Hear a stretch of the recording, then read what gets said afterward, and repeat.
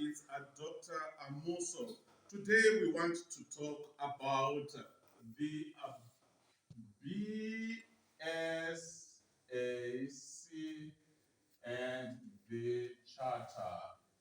The BSAC and the Charter. Who can tell me what does BSAC stands for? It stands for what? This one. BSAC stands for British South African. Yes, so the BSAC, we are talking about the British South African Company. Then the charter, we are talking about the document that Sir John Rhodes was supposed to get.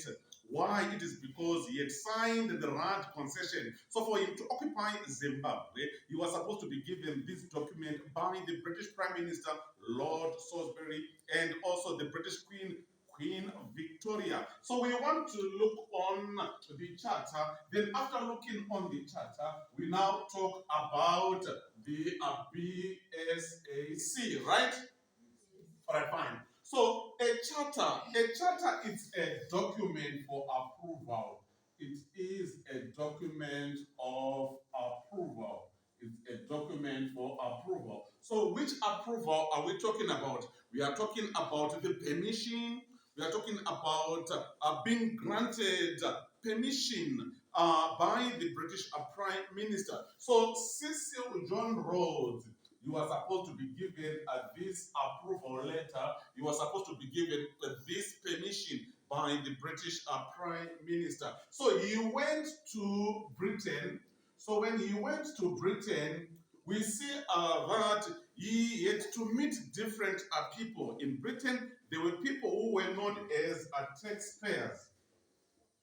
There were people who were also known as missionaries.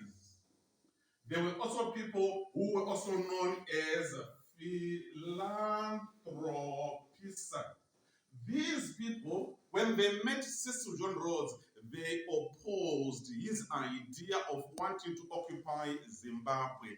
They were saying that they don't want an individual to occupy Zimbabwe. So they were now against his idea of occupying Zimbabwe. But Cecil John Rhodes, he had to assure the taxpayers, the missionaries, and the philanthropists that he was going to use his money to occupy Zimbabwe. So it was because of that now that led Sir John Rhodes eventually to be granted a charter by the British Prime Minister, Lord Salisbury, and the British Queen Victoria. He had to assure them that he had enough resources, he had enough money to occupy Zimbabwe. So by so doing, we see Sir John Rhodes being given the charter.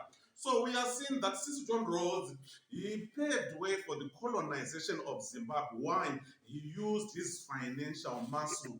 He used his money in order to occupy Zimbabwe. So the financial muscle that he used now explains why eventually the occupation of Zimbabwe took place. But however, we are supposed to know that it was not only the charter that granted Sir John Rhodes to occupy Zimbabwe. There were also other factors that were also responsible for the colonization of Zimbabwe. Which are these factors? We talk about the missionaries. They also paved way for the colonization of Zimbabwe. You talk about John Smith Moffat.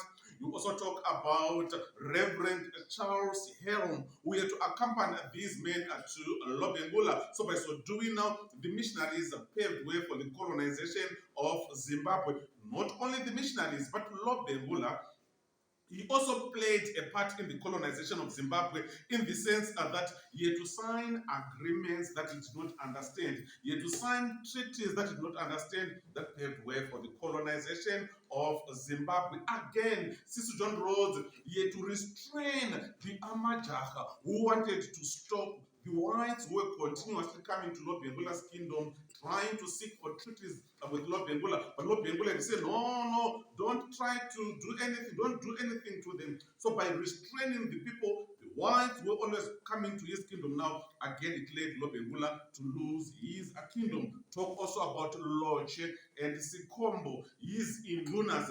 They were bribed by Thompson and they led Lobengula to sign the Rand concession, which paved way for the colonization of Zimbabwe. You also talk about the hunters, those who used to come to hunt. You also talk about the concession seekers, those who used to come to Lobengula's kingdom, the explorers again, leading to the colonization of Zimbabwe, not forgetting the Berlin Conference of 1884-85, which paved way again for the colonization of Zimbabwe. Thank you so much. I'm Dr. Muso.